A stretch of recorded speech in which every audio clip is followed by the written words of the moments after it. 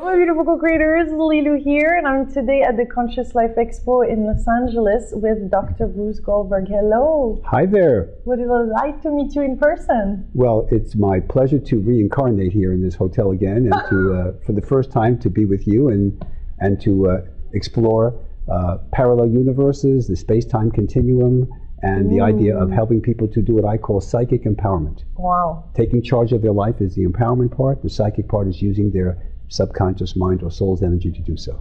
I love that, and I really love how synchronistic it was, our meeting, and how just coming here and everything was lined up and this had to happen. So there's something there for people watching, there's something there for all of us, I think, to see, and maybe we'll hear. See, when they watch this video, they're watching electromagnetic radiation, and your soul is electromagnetic radiation. It goes through the body instead of a satellite dish or a cathode ray tube. So basically, it's all related to the same kind of energy. I love that. So you have a really strong scientific background, actually. Right. I have an undergraduate training in biochemistry. I have a dental degree, and I have a master's in counseling psychology. I've been doing this for over 35 years now, and I've taken people, about 15,000 patients, individual people, into past lives and future lives. And I actually developed the field of going into the future, or progression, with my first book that was published back in 1982 called Past Lives, Future Lives.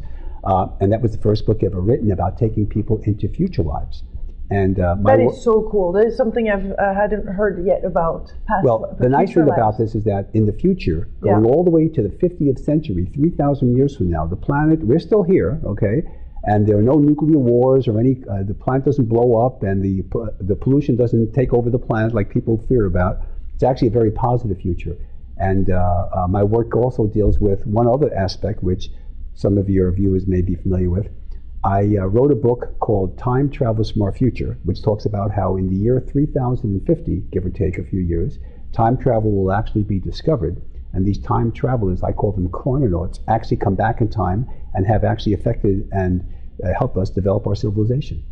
So let's pause a second and see how does this work? There's different dimensions, there's different time-space reality, there's a present, future, present, past happening at the same time. Let me show you. It's called the space-time continuum. I'll make it very simple. Let's just kind of use your imagination, and let's say that you're in a helicopter a couple of 100 feet above a freeway, wherever you are, Los Angeles or any place else, okay? And you know how we do these radio reports about the traffic reports about what traffic zones are okay. Okay, so you're 200 feet above the freeway, and there's a car directly below you. And let's say everybody has cell phones and they're all hooked up. Okay, there's a car 5 miles behind that car where it came from, so that's the past in this analogy. And there's a car 5 miles ahead of the car on the freeway, and that's the future. That's where he's going to, right? The car on the freeway cannot see 5 miles behind him, can't see 5 miles ahead. But because you're in the helicopter a couple of 100 feet above the freeway, you can perceive all 3 cars. Therefore, what you are doing is seeing past, present, and future of the car directly below you. Cool, that's a great analogy. Now, to make it more relevant, when you do hypnosis, which is a natural daydream state, we call this the alpha brainwave level, meditation, yoga, biofeedback, they're all the same, just a question of technique. They're all what we call alpha brainwaves. When you do hypnosis, all hypnosis is a form of an out-of-body experience. Therefore, you are now in the helicopter above the freeway of life, as I call it, okay? Now, people can actually do hypnosis and have kind of like all the out-of-body experiences, except they're still looking from the physical body. And I call that an IBE, an in-the-body experience. It has all the characteristics, the vibrations, and they're looking at the world through their astral eyes or their sounds or their astral ears, not the physical body, you see? So hypnosis gives you a way to perceive into what we call the 5th dimension. And just to make it simple, length, width, and breadth are the 3 dimensions that our body can see with our 5 senses. Length, width, and the breadth, the depth, is what we call 3 dimensions. Our eyes are only designed to see 3 dimensions. Physicists use the term or the concept of time as the 4th dimension, as a theoretical concept for the math. And then anything beyond time is the 5th dimension. Now, your viewers are more familiar with the term like the astral plane or all these other dimensions. When people cross into spirit, they go to different dimensions, or people travel to different dimensions. That's the 5th dimension. What's also considered part of the 5th dimension are parallel universes. Now, parallel universes are On the physical plane, not on the astral plane, just like we have here today. Yeah. You and I are there, everybody is out there, our DNA is exactly the same. The difference are events. So for example, let's go back in time. In the early 90s, I was doing a radio interview locally, and a producer called me up and he said, we'd like to talk to you about doing a movie for television on one of your cases. And I said, fine. And I was working with him for a while, and nothing really happened. So a friend of mine from the East Coast who had moved out here, synchronistically, contacted me, and he wanted to do this project, and I said, okay. And we get an executive producer who gets CBS television to authorize the treatments, which are the teleplays, the scripts, okay? But they're not filming it. 2 years go by. It's in what they call developmental hell, as they say in Los Angeles, okay? Mm-hmm. So the writer is panicking, and he says, look, what's going to happen? And I said, okay, I'll fix it. He says, well, what are you going to do? And I said, I'll fix it. So I did my technique. I call this the new you technique, where I laid out the future from the current parallel universe I was on. We call this a frequency, okay? Mm-hmm. And there are 5 major, what I call frequencies or options out there. Mm-hmm. They're all separate universes now.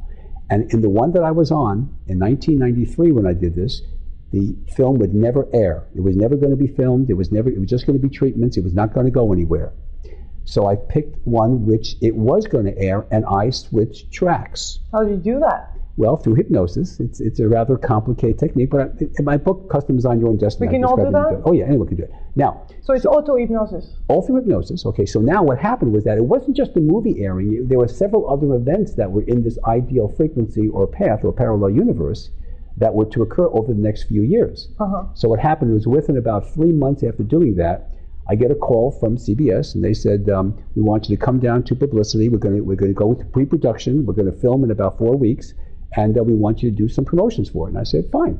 So May 17th, 1994, The Search for Grace was a CBS movie based upon my book of that name, the second book I wrote, and that was a documented case of a reincarnation of a past life regression. So that's why you're talking of you put custom design your own destiny, but you see how I have the 5 different parallel universes illustrated on the cover? That's what it means. So these are the different options, kind of like it, and then at some point in our lives we choose one path versus No, actually people don't. People don't know anything about the parallel lives. They just know what's on now, and they just continue on their life right now. For example, people call me and say, Doctor, I wish I could change the past.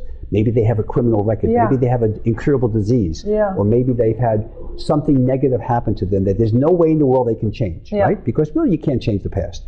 So I said, no problem. Well, that's what some people say. We can't change the past. I'm sure you disagree with that. Well, I mean, you really, if you've lost an arm, okay, right. You've lost an arm, okay? Yeah. So, but how about in the damage in the soul or in the damage?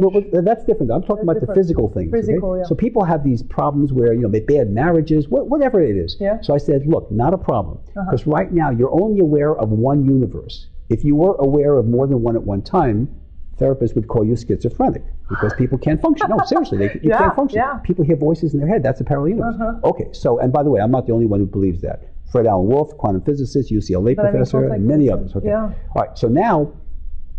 So if you were to lay out these 5 different paths, okay?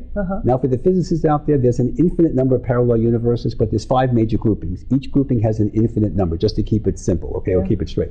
So let's say there's 1 through 5. Let's say you're on frequency 1, but 4 is your ideal one. If you switch over to frequency 4 in the techniques that I document, then guess what? Frequency 1 still goes on. You're just not aware of it. You're now in a different universe. It will look alike. The environment's going to be the same, but the events are now different. So whatever you had in the past on frequency 1, let's say it was a disease or a relationship, whatever it is, criminal record, whatever is going on, that doesn't exist on the ideal path. So now you're there, you have sort of like a tabula rasa, a blank slate here to a degree, and you have now a different life with things, and you will have no memories. After a while, you will eventually lose all the memories of the previous frequency, and you're just now going to assimilate into that new world, which is the physical plane that we're on right now, except the events are different. In my case, the movie was never aired on the frequency that I was on in 1993. It did air because I switched paths, and it's history. And so this is how you can take charge of life. So it's like you change of channel, and then like on a channel that one, of a TV set, the vibration is different. Would you say each channel is a different vibration? Think of it as like you're at home and you're watching an NBC show, okay? And now you switch to CBS. or ABC or Fox or whatever, okay? Okay, so the quality of the shows are different. Okay, so now what happens? Does your box change? No. For example, suppose a lightning bolt came into your home and destroyed your TV set while you were watching a show. Now your neighbor next door is watching the same show. Does anything happen to his signal? No. No, just your TV set. Yeah. Like your physical body would be the analogy of a TV set. So basically, when you switch frequencies, you're switching channels. Don't we know how to do this No, we don't. on our own? No, we don't. People don't. If they did, they wouldn't be calling me if they did. Yeah, but don't we have more access now to this than ever before? And don't people Because nobody really intuitively also do this? To my knowledge, nobody else in the world, and I have a lot of feelers out there. I have my fans and I have my people who give me, update me on the field that in different countries, because my patients come to me from all over the world. Okay, and I do Skype computer sessions too. When people don't come to the office, so I do sessions all over the world. And to my knowledge, nobody is doing clinical cases of parallel universes. They may know about the theory behind it if they read my books of quantum physics, but nobody is documenting actual switching into parallel universes except for me. So why? I don't know. I mean, it's not that complicated a technique. I can train people to do it, but I don't know anyone else doing it. But the point is, it's not a natural thing that you can say, well, a lot of people say, gee, I wish things were different. Well, you can do all that you want, and you can delude yourself into doing it, but nothing's going to change, okay, unless you actually switch into another path. You see? So what are the blockages why people are not experiencing directly that frequency right up? Fear is number one. It's always the problem. See, in the universe, we're dealing with universal laws. There's only two emotions in the universe. There's unconditional love, and then there's fear. If you go towards fear, you're going to have a long karmic cycle, and you're going to have a lot of problems. If you go towards unconditional love, you go towards ascension, which is the only reason why we're here. Perfect the soul and get out of here. This is not a place you want to be. No, I don't care. I don't care how many cars you have. I don't care how many concubines you have. It's not where you want to be. You want to be in the perfect higher planes where there's no perpetrators or victims and nobody's hassling you, whatever. So unconditional love is very difficult for human nature. Humans are, to me, not capable of unconditional love. I don't see that. If you want unconditional love, get a dog. I recommend miniature schnauzers. Myself, Karma is my dog. Okay, but my point is that people, unfortunately, are afraid of everything. Society conditions them to be fearful, doesn't it? Society consists of three groups, or three bureaucracies: government, corporations, and religion. All of them scare the kazooties out of people, and that's how they get their power. But right now, all of them are collapsing, aren't they? Are they? Are they really? Governments aren't collapsing. Government's still around. Yeah. They may change leaders. Guys may resign, and guys whatever, but government hasn't changed in this country in 225 years of the United States. People just leave office every 4 years or 2 years or 6 years or whatever it is. Government is still here. Religion is still here. There's signs of change. And corporations are still here. Yeah. But those are controlling, is that what you're saying? No, they're preventing us from behaving freely? They're bureaucracies. They control by fear. Let me give you an example. A government says, pay your taxes or we're going to throw you in jail, we're going to take your property, and blah, blah, blah. Corporations say, you want your Gucci shoes and your air-conditioned cars, pay our rip-off fees and don't argue, okay? But what are you going to do, make it yourself, okay? Religion is even more fun. Religion says, we're going to get you for eternity. Your soul is going to hell, okay? How's that? How's that isn't that a great scam? By the way, in my Egypt book, I wrote a book about Egypt called Egypt, an Extraterrestrial and Time Traveler Experiment. And in that book, I document, not my work, this is research from a very academic scholar in New York, about the origin of the concept of hell. You know where the concept of hell came from? It's very interesting. No. Egyptian Book of the Dead. Before the Egyptian Book of the Dead, now this is going back to 3100 BC, okay? The Egyptian Book of the Dead is much older than that, but we don't know when it was written, but we know it was around in 3100 BC. In 3100 BC was a very important time in history because Egypt was two different nations, Lower and Upper Egypt, and they were fighting each other and whatever, and they unified to become the first state of Egypt in 3100 BC, give or take. Well, to do that, the mystery school priests who controlled Egypt, the theocracy they had in those days, the pharaohs were figureheads. So they said, how do we get these people from the other part of Egypt, the southern part, to marry with what we call Cairo today? So we got 500 gods. They have 500 gods. Another god isn't going to scare them because they worship Bast, the cat goddess. You got the hippopotamus. You got scorpions. You got everything. So the mystery school priests were very brilliant. They said, look, we're farmers. They understood farming, okay? And they understood that the sun is the basis of life. So Ra, the sun god, is the main god. Okay, and all primitive cultures worship the sun. They just call it different names. All right. So now they said, let's invent a god of the night, because see, the night in Egypt was always evil. Because number one, it gets cold at night. It's a desert country. Number two is the bad animals come out, like the scorpions, the big cats, and they'll kill you, and the cats will eat you. All right. So therefore, they said, we're going to make up a god called Apophis, the serpent, who is at night trying to gobble up Ra, the sun god, and destroy it, make the planet all dark, which means there'd be no life.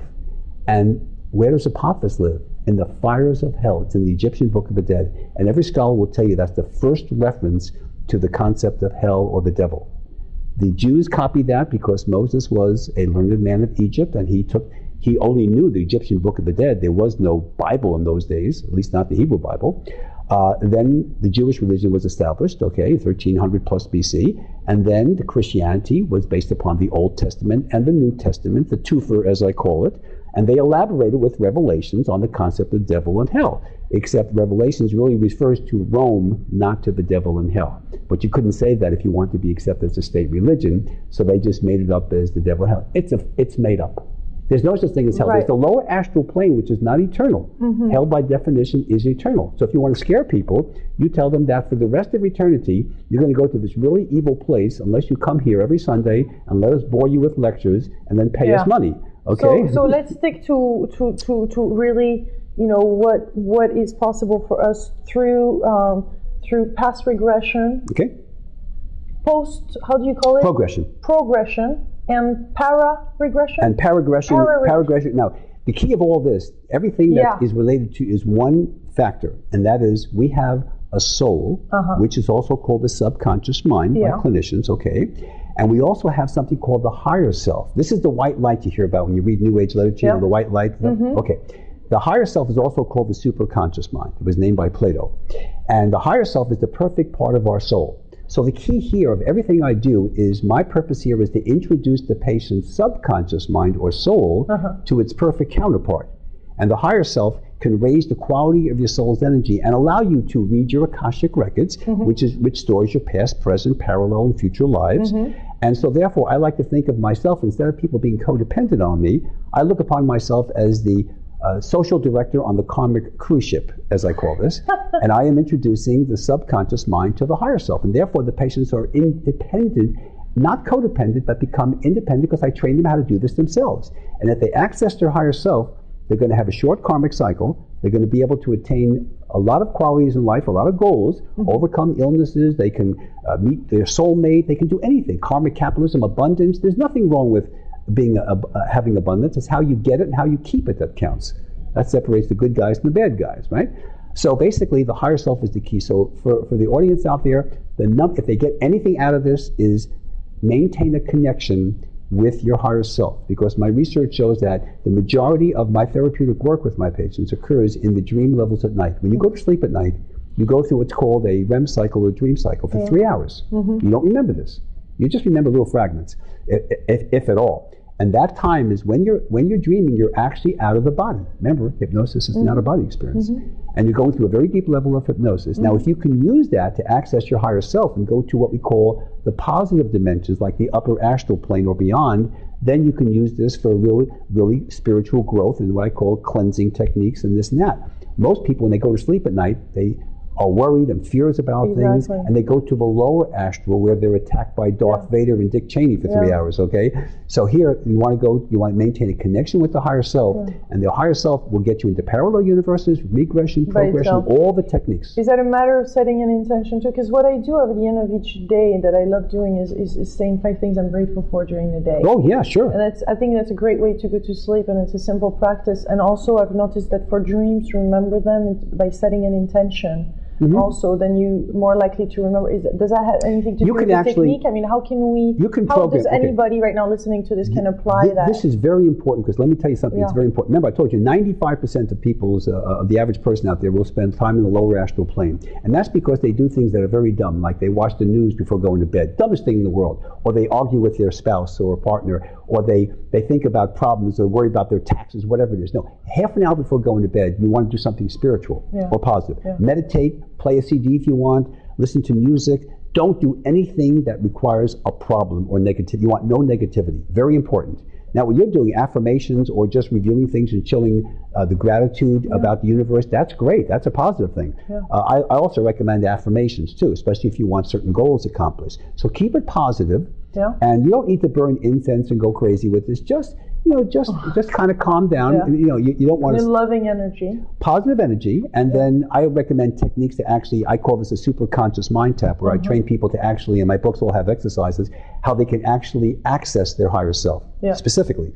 And what you're doing is sending out the energy, a request that you want to be positive, of course, that you want to access the higher self or remember your dreams. Yeah. And now you're programming that into the computer. Yeah. Because your subconscious mind is a computer, a very, very complex and very efficient computer. Yeah. And now by doing that, you're more likely to get that result happen when you go into the sleep cycle, which you will every night. For 3 hours, you're going to be in the REM cycle and out of the body. And the question is, where do you go? Yeah. If you go to the lower astral plane, you have no chance of growth. There's no possibility of contacting your higher self. Yeah. Most people go there. If you go to the upper astral, and I'm using that as a generic term because there are many other dimensions, just to keep it simple. If you go to the upper astral, now you can actually have a one-on-one with your higher self, and you can then do anything that's humanly possible. And including reading the Akashic records, which means past life regression, progression, future, so you work at night, so your soul is in contact with. And there's nothing else to do. But there's nothing else to do. You don't have to sit there and you don't have to do anything. Your soul is out of the body. The physical body is resting. Yeah. This has nothing to do with the physical body. This is now the spiritual, the astral body, if you go into the astral plane, for example. So your physical body is irrelevant right now, and it's perfectly safe, because when you leave the body at night, what happens? People say, well, can't I be possessed or whatever? No, your soul actually gives a clone of itself that stays in the body. So your body always has a soul. Double theory? Because I heard already about that. That's a term that some people use, yeah. It's I just call it like a clone, like an alias on a computer. You know, when you have a thing on a computer, you have an alias as a copy of the site.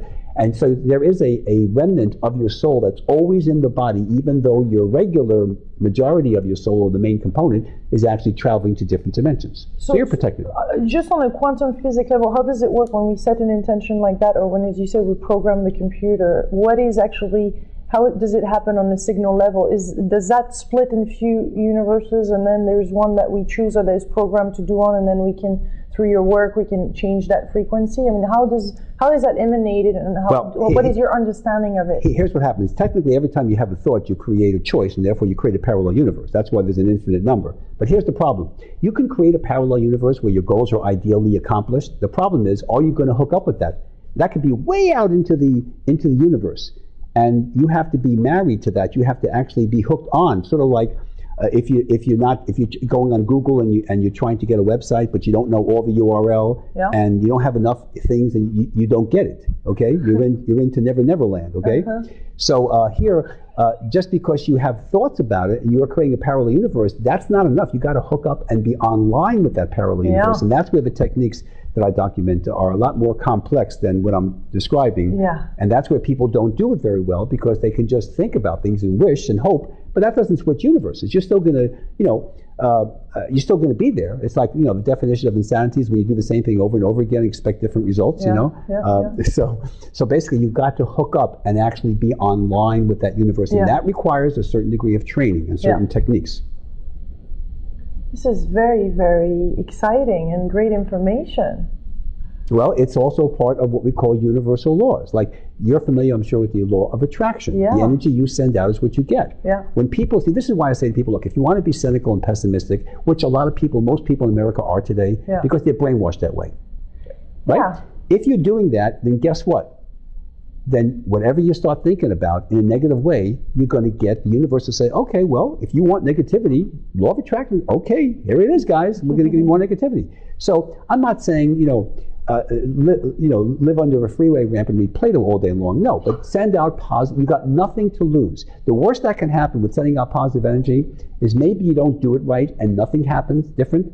No harm, no foul, okay? Whereas if you do it right, then those positive energies can come in. Just like meeting you when I checked into the speakers thing on Friday night. I didn't know who you were. I didn't come there for the purpose of saying, hey, maybe I can, get an interview on Sunday. No, that was the universe doing its thing. I sent out positive energy about doing my workshop and here I always make contacts with people. I have a lot of media friends, as you know. And you're funny. Well, let's just say there's an expression I use: take my lives, please. Okay. But my point is that the universe then cooperates. I send the energy out, okay, for promotions, for getting the energy out. I'm an educator, a facilitator, a motivational speaker. Okay. And the universe then provides me with certain contacts that seem to work out, just like this. And the same with you. There's a lot of trust there. Well, there is, but that's the whole point. You see, I think that a lot of our conventional bureaucratic society doesn't generate trust. If anything, they generate paranoia. Mm-hmm. And to me, there's a difference between being responsible and showing a good judgment and just being paranoid. Anybody can say, negative, negative, negative. You don't win that game, and life isn't fun. If you send out positive energy, you'll find the universe will cooperate. This is part of the universal law of attraction. And you'll find you'll have a much more positive life, and everybody else will benefit. Because don't you feel much better about yourself when you're surrounded by positive people rather than naysayers? And right? it expands your field. Right. It's a geometric progression, we call sure. That. So you wrote 21 books. What is your latest book? Is that this Exploring the Fifth Dimension is the latest one. It's called Parallel Universes, Teleportation, and Out-of-Body Travel. It gives you actual documented cases. Let me give you an example of a couple of quick things. Yeah, here's an example of parallel universe and progression. A woman highly recommended by George Norrie. George Norrie, Coast to Coast. Okay. That's good. A woman came to me in 1996 in early June. She was a college student living in New York City, just graduated from college, and she's going to go to Paris the last half of the summer to, enjoy herself and then go to graduate school, right? So she comes to me. She saw my movie, The Search for Grace, and she said, I want to learn how to do out-of-body experiences. I said, fine. Now remember, when you go out of the body, you're going to see past, present, and future, because all of it's occurring simultaneously. Remember the helicopter analogy, right? Okay, so I said, fine. She comes to Los Angeles in early June, 1996, important year, you'll see. And while she's in town for the week, for 5 days, she is here on a Monday, and she sees something that's going to happen on Tuesday. She sees herself meeting a guy with a tie-dye T-shirt and having a dinner with him and having a good time with him, right? Uh-huh. And it happens, okay? Mm-hmm. And she wasn't even French. Okay, and and then about 3 or 4 things occurred during that week before she left town, all of which were accurate, right? So she's got a good track record. Now we fast forward 3 weeks, it's the end of June, and it's a Sunday, and I'm swimming in the pool, my dogs are running around, and I'm just having a good old time, and I call her Tammy, not her real name. So Tammy calls me, and she says, Doctor, this is Tammy, I have an emergency. And I said, Tammy, I retired from dentistry to get away from that. What's going on? She goes, well, I'm going to Europe next month, and I did your tapes and everything, and I saw myself leaving for Paris, and my plane takes off at JFK, goes up, immediately crashes, I die, everybody dies. What do I do? And I said, Tammy, I represent empowerment, not codependency. I'll tell you what, just change your flight plans, okay? Call me at the end of the summer. So she says, oh, that's a good idea. I didn't think of that, okay? So end of August, right before Labor Day, she calls me up and she goes, Dr. Goldberg, this is Tammy, I had a great summer. I said, fine. She goes, but I got to tell you something. Now, this is something a patient will tell me every once in a while, and I really dislike this because it's not true and it goes against my empowerment. She says, you saved my life. And I said, no, Tammy, I'm not God. What happened? She was going to go on TWA Flight 800. July 17th, 1996, 230 people died. They're on the astral plane because the plane went up from JFK, immediately crashed, everybody died. I remember. Flew, the flight crew, passengers, everybody. She would have been 231. So going into the future, not only is it safe, but it saved her life. I didn't save her life, she did, her higher self did. Now, what's interesting, on the parallel universe that existed, she did die in that crash, but not now, because she's contacted me over the years. I just had a contact with her about a year ago, last year. So she's still around, and my point is this is how you can actually empower yourself. Now, I don't control the universe. She doesn't either, but she wasn't meant to die on this parallel universe, or else she wouldn't have been able to use these techniques. And at the same time, she had received these techniques, and I was part of her path to receive these techniques and know about that. Right, but she wouldn't have done it. Had she not called me, she would have never done this. She wouldn't have done out-of-body experiences on her own. She tried and didn't know what she was doing, so she had to be formally trained with it. And even if she did that, what was to say that she would have done it so quickly? Remember, the time was quick here. It was only a matter of a month or so before she actually left for Paris, so 5 weeks or so. So she had to do that relatively quickly, and that's where the universe comes in. Timing is everything, okay? And there's an old expression in this field that's a hermetic expression, which I love, and this relates to us getting together. When the student is ready, the teacher will be there. It goes back to ancient Egypt and the hermetic mentality. And that means that there's no such thing really as coincidence. And I know my mathematical people say, oh, this is a coincidence. If you look at the odds about things happening, some of these really strange things, the odds are like trillions to one. Okay, and so to me, it goes well beyond that. It's a matter of synchronicity. Meaningful occurrences without apparent cause, a Jungian term of synchronicity. And that's what happens in people's lives, especially with the law of attraction and the higher self. Those are the key elements that help people to grow spiritually, to run faster and jump higher, and to do their own thing. Another thing you can do here is you can actually slow down and reverse the aging process. And transport yourself. But a lot of people like to be looking young and vibrant when they're in their 70s and 80s and 90s, and you can do that. Because of the Deepak Chopra speaks about that too. Yes, reinventing your body. And many on an academic level, and Ray Walford in UCLA was supposed to live to be 120. Our body's designed for that, but nobody on the earth has lived to 120 that we know of, that we can document. But we should be able to do that. No, they have. There's rumors in Russia, but the actual oldest people are. In fact, there's a woman in France died a few years ago. She was 115. Yeah. I know exactly what she looked like. Yeah. Okay. And so basically, but how many people live to be 115? Okay. Yeah. Not many in this country, that's for sure. So my point is that we can do that because our body is. We actually can fight viral diseases, which actually cause aging. We call these diseases of aging. The T lymphocytes in our body actually fight that. What controls the T lymphocytes or maximizes their performance is what we call DHEA. It's a hormone that's produced by the gonads and the adrenals, and this actually becomes a sex hormone because estrogen in women and testosterone in men. By using hypnosis or meditation or any of these techniques, you actually increase the production of DHEA, which will build up the immune system and slow down the aging process and even reverse some aspects of it. But it has anything to do with going into the alpha and theta? That's actually a biochemical response, interesting. So that's more of a medical mentality. And there are research studies to show that this actually works. I wrote a book called Look Younger, Live Longer, where I document the biochemical studies on that. You have been busy. And my point is that we can get a lot of good stuff without taking pills, without seeing people for the rest of your life. And I want people to, my therapy is very short-term and self-directed. I want people to take charge of their life and to be all they can be and not be codependent and definitely not take all kinds of strange drugs like antidepressants and tranquilizers and all this kind of stuff. There's alternatives. Right, and this is natural, and you're not doing your body any good by doing that. And another thing is that when people do out-of-body experiences, for your listeners out there or the viewers, don't use recreational drugs. You're going to go to the lower astral plane. That's not where it's designed. You can do this naturally. In fact, you can't have a positive experience if you're using recreational drugs for these things. That's all what living a juicy life is about. Right. I mean, you want to be the natural high of life. Because Cro-Magnon man and Neanderthal man didn't have drugs, recreational drugs, or pills to take every day, and they go back 400,000 years ago. Okay, and they survived ice ages. I don't think too many Californians could handle an ice age. But my point is that so you want to be natural. In fact, when people talk about diets to lose weight, the best diet ever developed in the world is the Cro-Magnon diet, the 30-30-40 diet.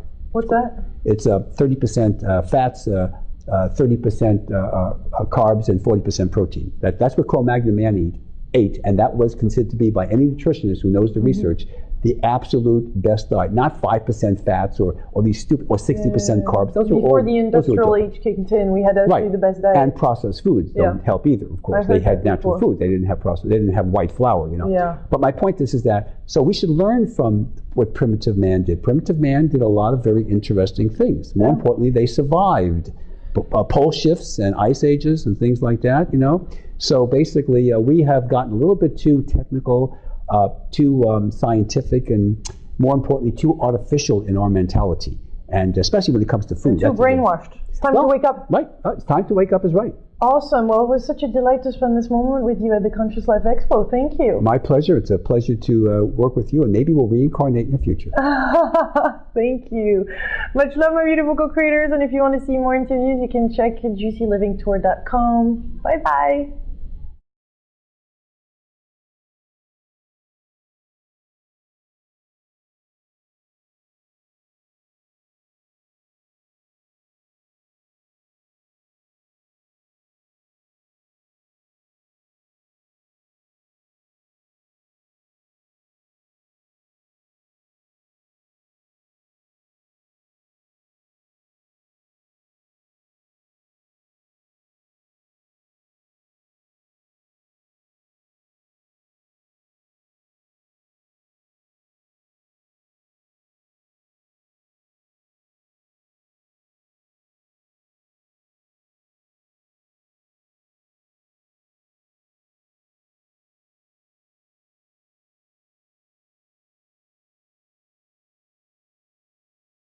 who gets CBS television to authorize the treatments, which are the teleplays, the scripts, okay? But they're not filming it. 2 years go by.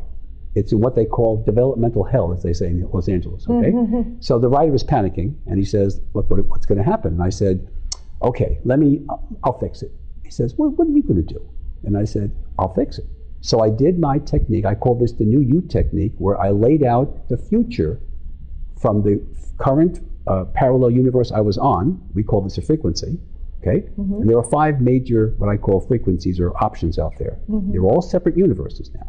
And in the one that I was on, in 1993 when I did this, the film would never air. It was never going to be filmed. It was just going to be treatments. It was not going to go anywhere.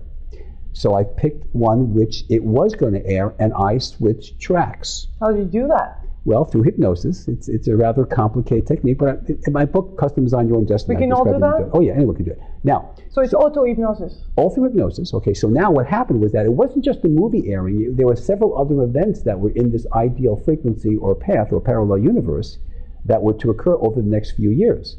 So what happened was within about 3 months after doing that, I get a call from CBS, and they said, we want you to come down to publicity. We're going to go with pre-production. We're going to film in about 4 weeks, and we want you to do some promotions for it. And I said, fine. Individual people into past lives and future lives. And I actually developed the field of going into the future of progression with my first book that was published back in 1982 called Past Lives, Future Lives.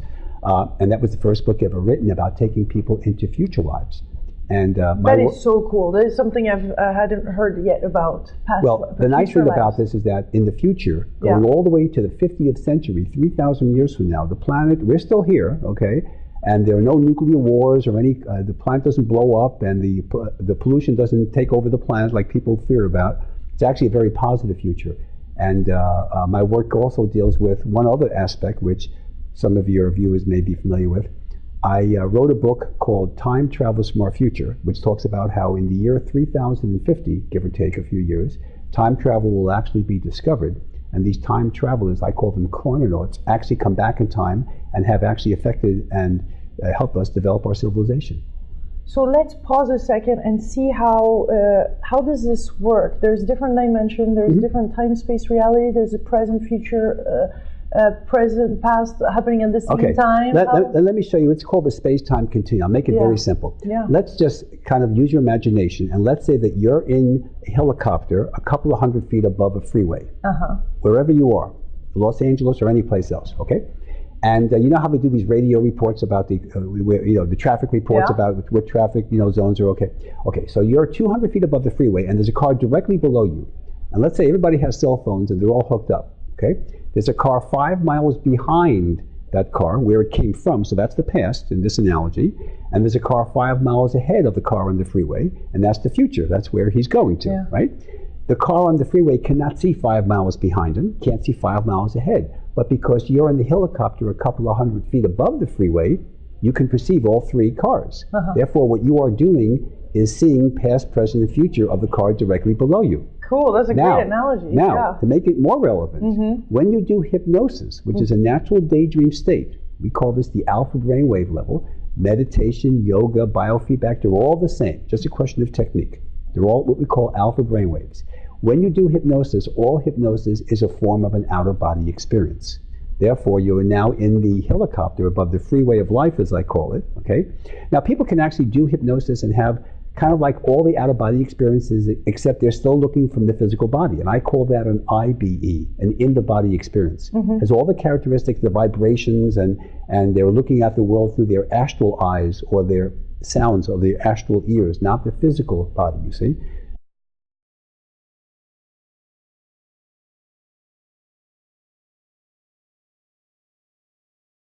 Hello beautiful co-creators, Lilu here, and I'm today at the Conscious Life Expo in Los Angeles with Dr. Bruce Goldberg. Hello. Hi there. Would it like to meet you in person? Well, it's my pleasure to reincarnate here in this hotel again, and to for the first time to be with you and to explore parallel universes, the space-time continuum, and the idea of helping people to do what I call psychic empowerment. Wow. Taking charge of their life is the empowerment part. The psychic part is using their subconscious mind or soul's energy to do so. I love that. And I really love how synchronistic it was, our meeting, and how just coming here and everything was lined up and this had to happen. So there's something there for people watching. There's something there for all of us, I think, to see, and maybe we'll hear. See, when they watch this video, they're watching electromagnetic radiation.